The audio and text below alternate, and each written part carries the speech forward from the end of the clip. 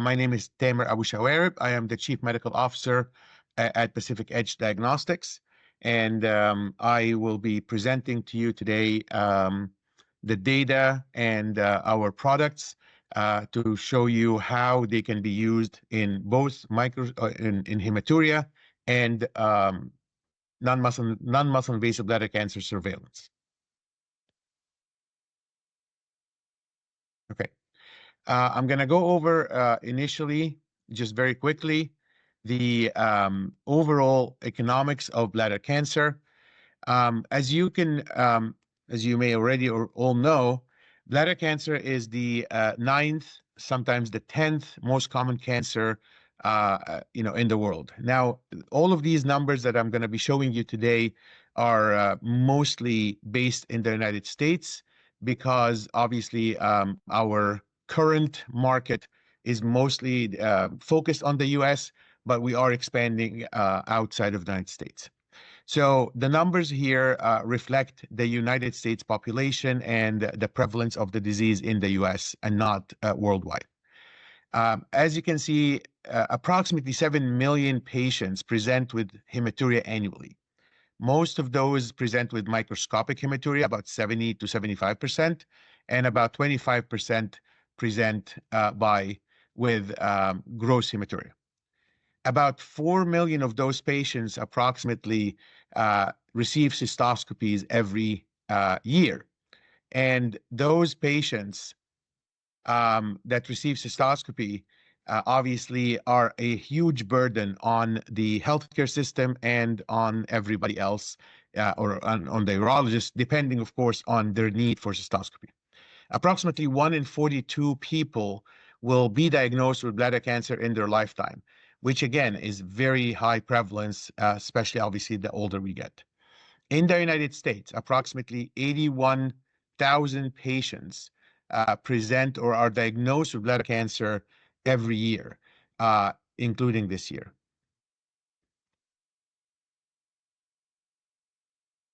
However, having said that, we also know that very few people who present with asymptomatic microscopic hematuria specifically have bladder cancer.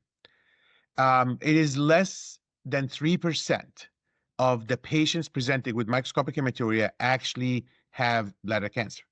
Yet, all guidelines, whether it be the United States or AUA guidelines or the EAU guidelines, recommend doing cystoscopies and other imaging procedures for all of these patients. Because of that, our test was developed and validated to try to reduce, or at least help in supporting the physicians and the patients in reducing the burden of cystoscopies, as well as other procedures on the patients, but also support the physicians in trying to help their patients, where occasionally when the procedures that you do not yield a direct or an answer, sometimes it's a little bit, you can't really see 100% or so forth, our test can also help you adjudicate these dilemmas. I am showing you here, at least right now, this is the most recent AUA SUFU guidelines for evaluation of microscopic hematuria. Obviously, there is like I said, different prevalence in the United States versus Asia, and every country will have a slightly different prevalence and slightly different guidelines. But these are the most recent guidelines, and that have added our Cxbladder triage as a recommendation for the intermediate risk population. As you can see here, the AUA separates or classifies patients with microscopic hematuria into 3 different risk strata: the low or intermediate negligible risk, the intermediate risk, and high risk. The recommendations from the AUA is that the low risk patients, and you can obviously see the criteria that makes them low risk, should obtain repeat urine analysis within 6 months, but not perform immediate cystoscopy or imaging. In the intermediate risk, the new recommendation is that they should recommend cystoscopy and renal ultrasound. However, they also recommend that clinicians may offer urine cytology or validated urine-based tumor markers to appropriately counsel patients to facilitate the decision regarding the utility of cystoscopy, which in short means that the patient can be given the option to have one of these validated tests instead of cystoscopy, but continue to do an ultrasound for these patients. In high-risk patients, of course, the recommendation is still that the clinician should perform cystoscopy and axial upper tract imaging, which is CT urogram. Having said that, the guidelines also show that the probability of risk, even in the high-risk microscopic hematuria patients, is still around 3.2%, which is a very low percentage. And thus, I think there is an option for using Cxbladder in all of those patients.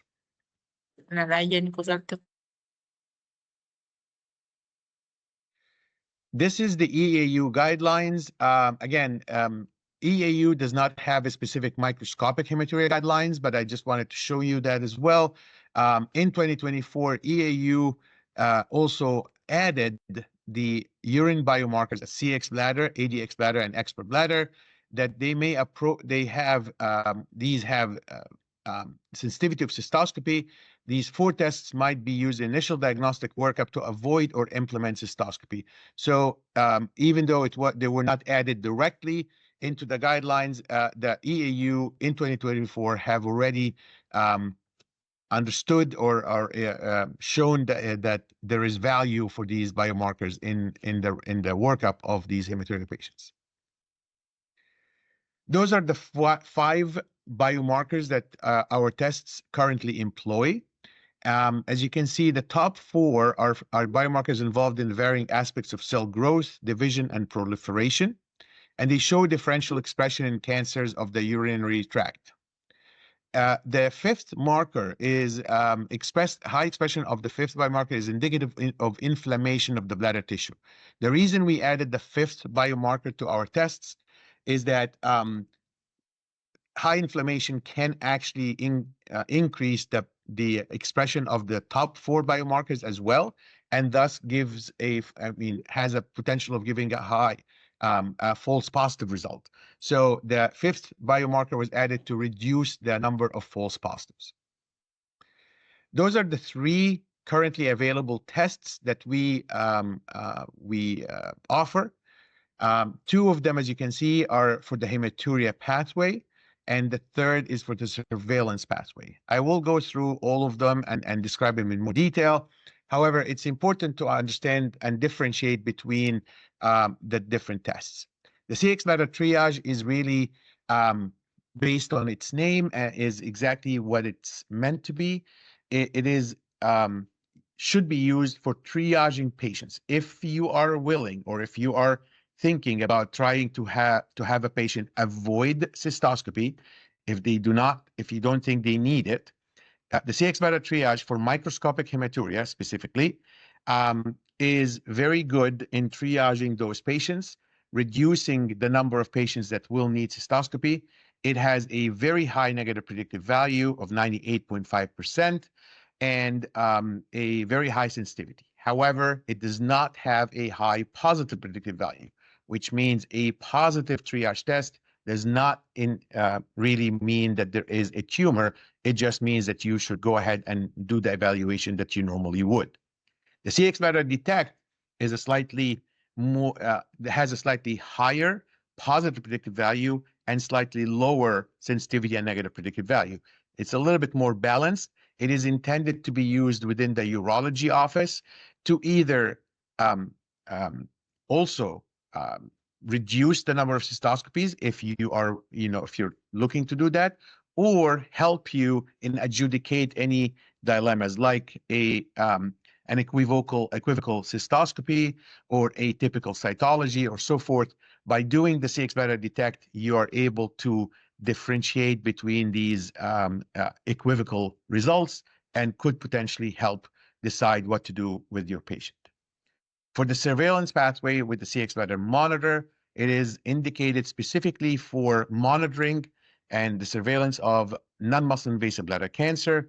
As you already know, depending on which guidelines you follow. Most of these patients are recommended to be followed at least every 3 months for the first couple of years, and then every 6 months, and then every 12 months afterwards, which is a huge burden on the patients, on the healthcare system, and everybody. And our test can be safely used maybe to alternate, reduce the burden, not take away cystoscopies or not remove cystoscopies, but only reduce the burden of cystoscopy on these patients. And again, I will talk about it a little bit more. I'm not going to go into a lot of details around the specific studies, except maybe 1 or 2. But this slide shows you that Cxbladder in general, the 3 tests are clinically proven. We have over 25 peer-reviewed publications for hematuria and non-muscle invasive bladder cancer surveillance. 5 clinical validity publications for over 2,000 patients, 3 independent studies demonstrating clinical utility, and the first randomized control trial comparing a biomarker pathway to standard of care. And I will go into this particular study in a little bit.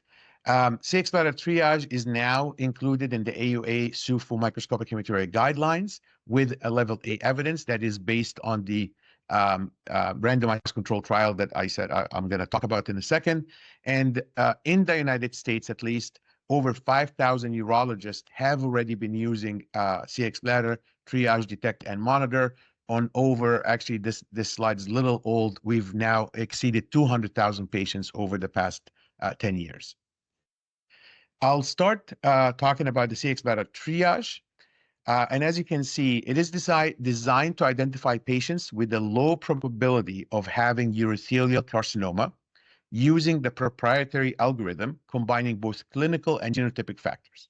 So Cxbladder triage takes the 5 biomarkers that I already described and adds to them these 4 clinical characteristics that are on the right side of the page: the age, gender, smoking history, and hematuria history. Those 4 markers are included in the triage algorithm that helps specifically reduce the burden or the evaluation need for these patients in microscopic hematuria patients.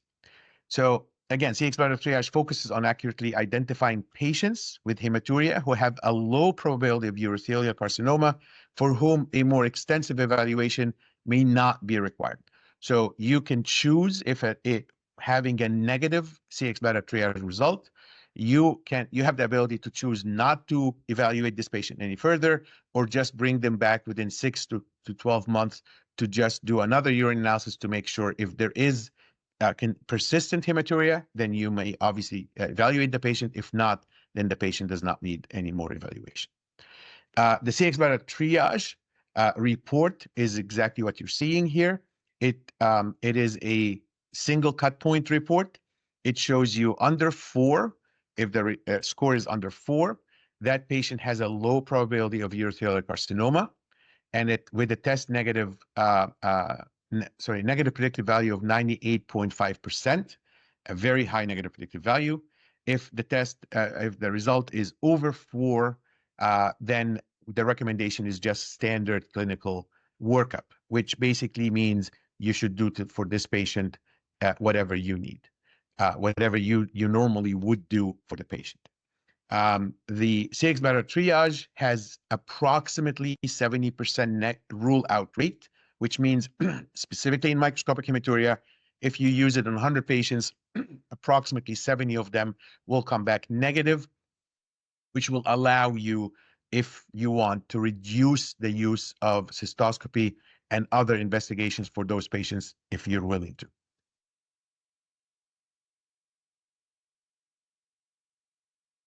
This is the study that I was talking about.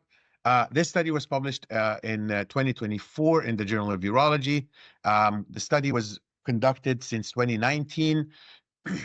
It is, like you see here, it's a multi-center prospective randomized control trial comparing Cxbladder triage to cystoscopy in patients with microhematuria. And the hypothesis of the study was just to show that in a prospective randomized trial, the knowledge of Cxbladder triage result would reduce the number of cystoscopies done in lower risk hematuria patients. These patients in the study All patients had hematuria. They provided urine for Cxbladder triage. There were two categorizations. This was a little earlier than the microscopic hematuria, the 2020 guidelines came out. So we classified the patients either as low risk or not low risk. The lower risk population was defined as having 3 to 29 RBC per high power field and minimal smoking history, which means less than 10 packs a year. And then the not low risk were patients with more than 30 RBCs per high power field or having more than 10 pack year smoking history. Obviously, this classification is slightly different than the current classification at the AUA, but that was the study classification. And only the lower risk patients were randomized between test knowledge group versus control group. So patients in the test group received the result, and the physician and the patient made a decision based on the result, while in the control group, they did not receive the result. Again, I'm not going to go through a lot of details, but just showing you the results overall. You can see here, this in the middle here is the low risk control versus low risk test arm. And as you can see, in the test arm, only 27% of patients received cystoscopy versus the control arm, 67% of patients received cystoscopy, which basically were about 59% relative reduction in the number of cystoscopies needed. There was no missed tumors in any of those patients, and overall, the reduction was significant. And of course, if you talk about the test negative group here on the right, only 20% of these patients received cystoscopy versus 80% of the patients that received test positive that did get cystoscopy as well.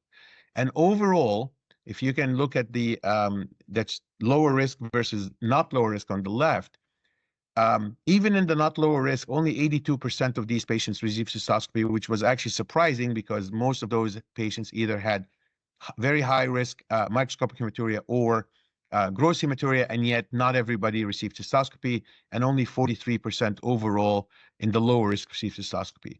This means that our test not only does it help reduce the cystoscopies, it also helps focus the number of evaluations on the right patient population, which might actually have the tumor. And like I said, the conclusions were that it resulted in 59% relative reduction in cystoscopy. The accuracy measures in the study showed overall sensitivity of 90%, negative predictive value of 99%. And there was only one patient that was originally in the low risk group, originally was negative, and then 13 months later, a Cxbladder triage was positive, and then we found a tumor in that patient, which means that the test was actually moved to positive before the tumor was found. This here is the evidence review for urine-based. So based on this study, the AUA, when the AUA guidelines committee was reviewing the evidence, because of that study, as you can see, Cxbladder triage is the second one here, and it has a strength of evidence A. This strength of evidence was assigned to Cxbladder triage based on that randomized control trial. And as you can see, no other test has anything close to that level of evidence. All the other tests have a C level, and only our own Cxbladder Resolve, which is not a commercially available test, has a strength of evidence B. Our recommendation for suggested clinical pathway for the triage test is that a patient if it's referred for evaluation of microscopic hematuria, obviously it goes without saying that you would exclude any benign causes of hematuria. So if the patient is complaining of flank pain or BPH symptoms or something like that, that would be excluded first. And if the decision is to test the patient if they have for urothelial carcinoma, then Cxbladder triage can be used for risk stratification of these patients. And if the result is under 4, you can defer cystoscopy. repeat urinary analysis within 12 months and do an renal ultrasound. If you do not, if the result is above 4, you can obviously proceed to cystoscopy, renal ultrasound, or CT scan, depending on what your normal procedures are. This study here shows,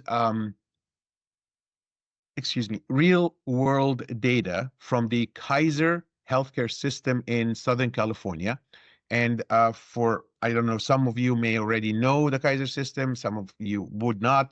The Kaiser healthcare system is a unique healthcare system within the United States healthcare.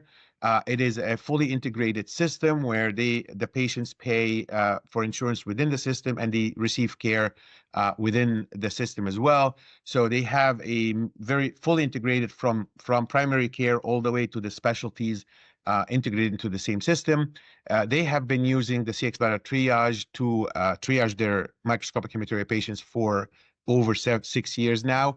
And they have recently published, this is the initial presentation that showed about 1,563 tests performed from 22 to 23. This data set has already been increased now, but regardless, they showed 77% with low probability, only 23% had a high probability. The cystoscopy rate in the high probability was 85%, and the cancer detection rate was 6.13%, which is significantly higher than what you would normally get in a normal microscopic hematuria patients. There was almost no, there was not a single patient in the low probability that had a tumor that was missed. So basically all high-grade T1 and T2 tumors were categorized, and that was a very, very good result, with 77% of the patients that were able to safely defer cystoscopy. Now we come to the Cxbladder Detect test. The Detect test is a molecular diagnostic test that measures the presence of the 5 biomarkers, as we talked about initially, and those can, have been identified to be altered in the patients with bladder cancer. The Detect test can be used for patients presenting with hematuria to assist the clinician in the diagnostic evaluation alongside cystoscopy and other procedures and tests. So Detect is really more of a supportive test. If you want to use it in the urology office to give you a risk classification to help you either prioritize some patients for earlier cystoscopy or adjudicate some dilemmas. The test is much, well, it's not much easier, but it is easier to order, since it is based only on the biomarkers, which means there is no clinical factors included in the algorithm, and it gives you a still high negative predictive value, but also high positive predictive value. I'm not going to go through that. This is just the performance of the test initially. Sorry. The only thing that is important for the Detect test to know is Detect test comes in 3 zones instead of the 2 from the triage. So the results will come either normal gene expression, which is the low score, less than 0.12, elevated gene expression, which is between 0.12 and 0.23, and high gene expression, which is above 0.23. The value here is that you can risk stratify patients into low, intermediate, and high risk of urothelial cancer. In the low risk, there is a negative predictive value of 97%. It also can exclude about 77 to 78% of the patients in that low risk. But the sensitivity is a little bit lower than triage at about 85 to 86%. And you can manage them, again, either defer cystoscopy if you want, or at least deprioritize those patients for the evaluation. The patients that come in the high gene expression score have a positive predictive value of about 60%, and those are usually should be prioritized for your evaluation. And you can obviously add a CT scan or an ultrasound depending on your normal pathway, and prioritize these patients for your evaluation. The intermediate risk patients are sort of in between. Those are only between 6 to 9% of the population that fall into the intermediate, and that will be dependent, of course, on your clinical judgment, whether you want to do cystoscopy, defer them, prioritize them, however you think, with other criteria within the patient. But the majority of patients will be in the low, some patients will be in the high, and then the intermediate will be the clinical pathway that you will decide. We now move to surveillance. Are there any questions on hematuria before I move into surveillance?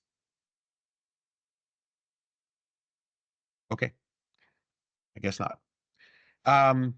So talking about surveillance, so generally speaking, for surveillance, for high-risk tumors, the normal or the usual surveillance program is that the patients are usually assessed cystoscopically at 3-month intervals for the first 2 years, and then 6-month intervals for the next 2 to 3 years, and then annually thereafter, if the patients were deemed high risk to begin with.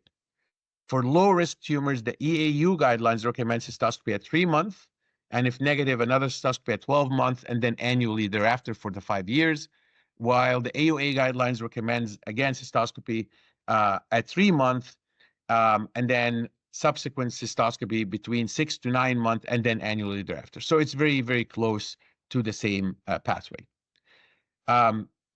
But it's also clear, or it's also known, that the surveillance cycle restarts every time a tumor is identified. So if there is a recurrence, there is always a restart for this surveillance cycle. Now, of course, we're not even talking about if you're going to use BCG for high-risk patients or not, if you're going to use another chemotherapeutic agent installation or any of the newly developed immunotherapies.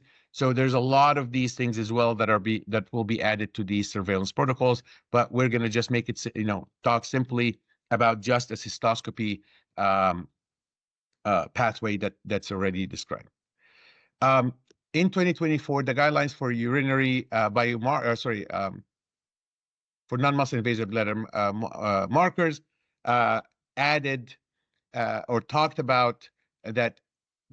For the time being, they are not recommending urinary biomarkers. However, some urinary biomarkers have shown fairly high sensitivities to detect tumor recurrence, particularly in high-grade disease. And obviously, you can see here they list the biomarkers they describe, and they have very high NPVs to make the premise of their future implementation in follow-up, reasonable. So, and we do believe that our test can be safely implemented to reduce, not remove, but reduce the number of cystoscopies needed for these patients, specifically the high-risk patients as well, because those are the ones that we almost never miss. The test almost never misses. There's nothing perfect, of course, but it's very high. It has a very high sensitivity for high-risk disease, high-grade disease. As you can see here, the urine-based genomic tests and guidelines, we talk about clinicians should not, in hematuria, again, they talk about not using biomarkers. However, in the same guidelines, they talk about advanced sensitivity for detection of high-grade disease in the surveillance population of high-grade non-muscle invasive patients using the Cxbladder platform have been significant. This was very specific. So this was the latest guidelines from the AUA that have added this language to suggest that the test Cxbladder monitor, in this case, is one of the tests that they are actually keeping an eye on, because they do believe that the value of the test is very, very high, and they may be recommending it very soon. All right, so what is Cxbladder Monitor? It is, again, is an accurate and highly sensitive urine-based lab test to determine the probability of disease recurrence. It is, again, based on the five biomarkers, obviously different algorithm, but it also adds 2 clinical characteristics. What is the most recent tumor status? So is this latest test recurrent or a primary tumor? And then what was the time since the most recent tumor? Our test, the monitor, is not indicated in the first 9 months post the latest diagnosis. So if a patient comes in diagnosed today with non-muscle invasive bladder cancer, the test can only be used 9 months post that diagnosis. A recurrence is also considered, a diagnosis. So same thing. Whenever from the time of the latest diagnosis, whether it be primary or recurrent, the test can only be used at least 9 months post that diagnosis. We do not recommend skipping any cystoscopies in the first 9 months of the disease. Cxbladder monitor delivers a combined segregation score or index calculated from 5 genotypic biomarkers in the urine and so forth, and I'll show you what that is.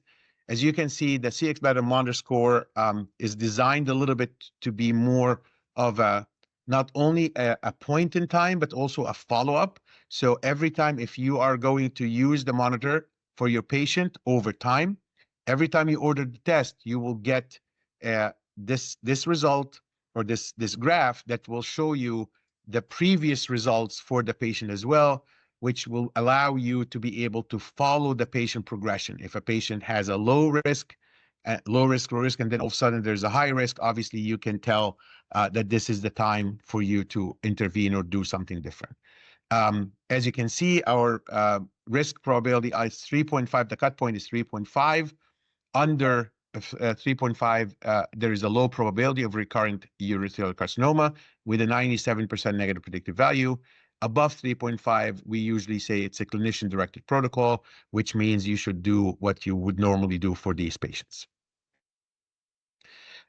This study was completely independent study that was conducted at University of California, San Francisco, UCSF, and University of Michigan during COVID. As we all know, during COVID, there was a very difficult time to get patients into the hospitals and do the normal surveillance for the patients. So the authors of the study offered their patients doing the Cxbladder monitor for them. They included 92 patients that were eligible. They, in the United States, we offer at-home testing. Unfortunately, we do not offer it in the APAC region right now. Hopefully, and in the future we will. But they offered them at-home testing, and patients, that took agreed to that, were given the test. That when the score was negative, which 66 of them were, they skipped the immediate cystoscopy. When the score was positive, 24 patients had a positive result. They got cystoscopy right away. There was 9 tumors found in the 24 patients that were positive. In this particular study, the overall sensitivity was 100%. That does not mean that we will never miss tumors. The specificity was 78%, which is considerably very well, and the NPV was 100%. It is very important to note that only 52 patients out of the 66 that received the negative result came back within 4 months for another cystoscopy. So there were 14 patients that were lost to follow-up, and we do not know what the results of these patients are. So I am not claiming 100%. The test will never be 100%. There was also an audit for novel surveillance program shows that Cxbladder monitor can safely alternate with cystoscopy for the surveillance of non-muscle invasive bladder cancer. This audit was just recently published in 2024. This was, again, an independent study. It showed, as you can see, that it was a retrospective audit for the outcomes and patterns of treatment for patients who were placed onto the Northern Health in Australia. Consenting patients who were eligible underwent Cxbladder monitoring instead of their planned flexible cystoscopy. A negative Cxbladder monitor would result in a planned flexible cystoscopy in 12 months. A positive Cxbladder would proceed to undergo a cystoscopy and if required imaging right away. All suitable patients consented to monitoring.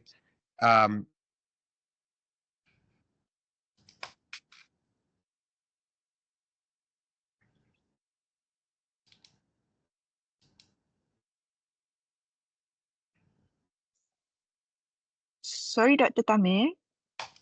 I think you have unmute yourself. And you have mute yourself. Can you unmute? I cannot hear you. We cannot hear you. Can you hear me now? Yes. Now Oh, can. I'm sorry about that. I don't know what happened. I apologize. No Okay. problem with that. All right. Where did I get muted? All right. I will continue. As you can see, like I said, there were 90 negative Cxbladder monitor tests. There was only 11 had recurrences in these negative, but only one high-grade tumor, and all 10 were low-grade Ta tumors, which were deemed negligible when they were found in the next cystoscopy. And then in the positive Cxbladder monitor, 3 of them out of 8 positive, 3 of them had 2 high-grade and 1 low-grade. So it is clear that there is value in alternating, and again, depending on the pattern, you don't generally miss high-grade tumors. Like I said, it's not impossible, but it's very low probability that you would miss a high-grade tumor.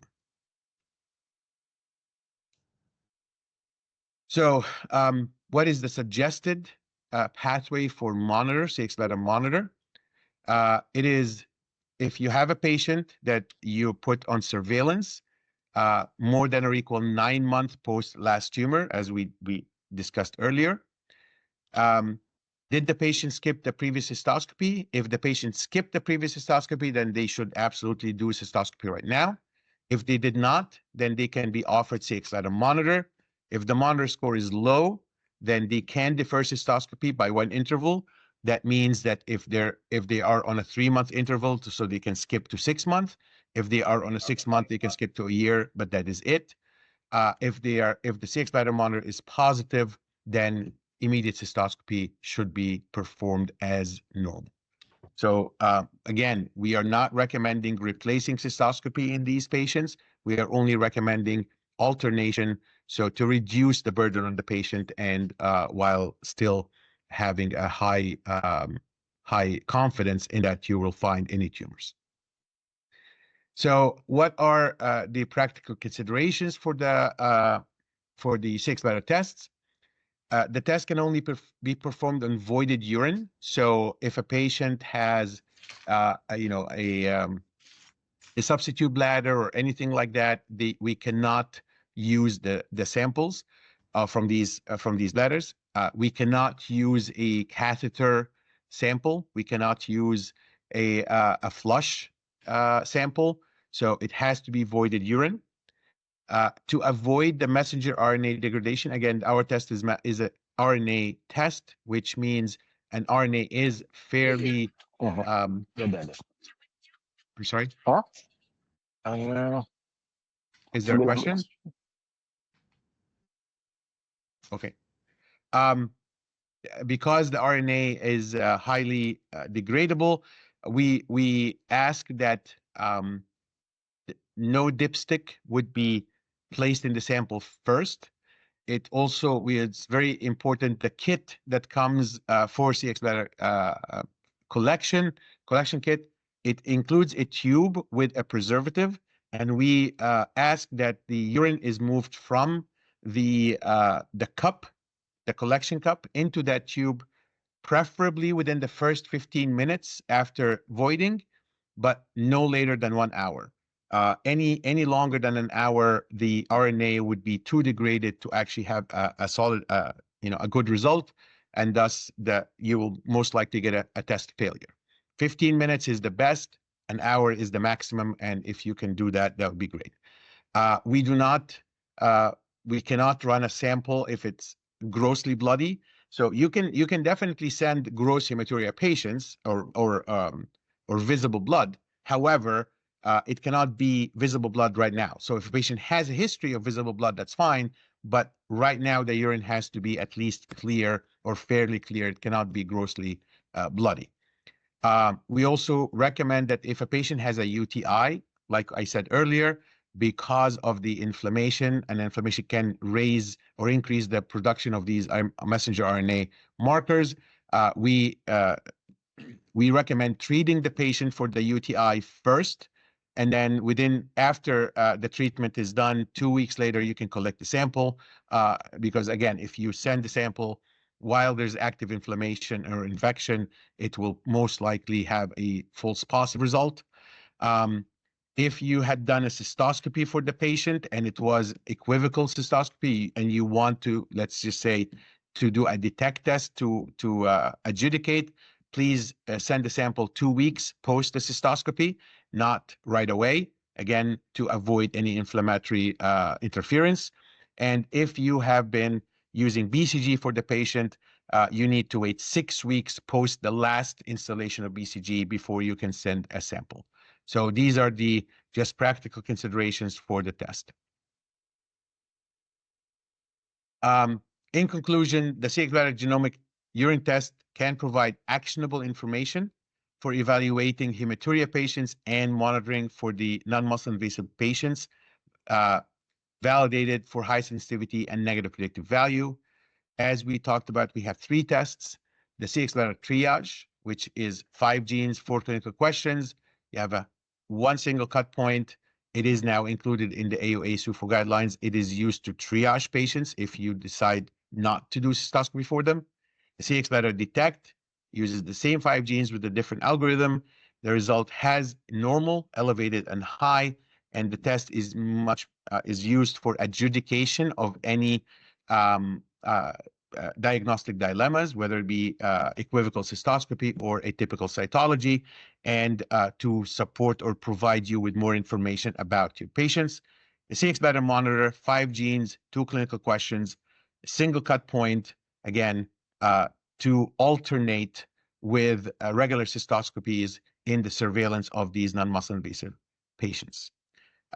Thank you, and I'm happy to answer any questions if there are any.